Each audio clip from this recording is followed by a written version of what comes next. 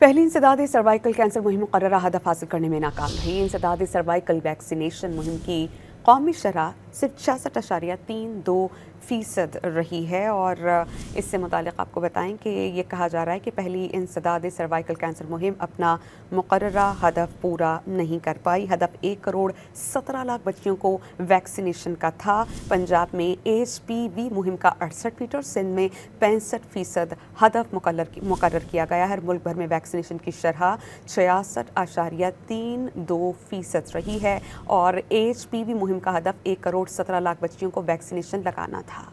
पहली इंसदादी cervical cancer मुहिम मुकर्ररा हदफ हासिल करने में नाकाम रही। इंसदादी सर्वाइकल वैक्सीनेशन मुहिम की कौमी शरह सिर्फ 66.32% रही है और इससे मुतालिक आपको बताएं कि ये कहा जा रहा है कि पहली इंसदादी सर्वाइकल कैंसर मुहिम अपना मुकर्ररा हदफ पूरा नहीं कर पाई। हदफ 1,17,00,000 बच्चियों को वैक्सीनेशन का था। पंजाब में HPV मुहिम का 68% और सिंध में 65% हदफ मुकर्रर किया गया है। मुल्क भर में वैक्सीनेशन की शरह 66.32% रही है और HPV मुहिम का हदफ 1,17,00,000 बच्चियों को वैक्सीनेशन लगाना था।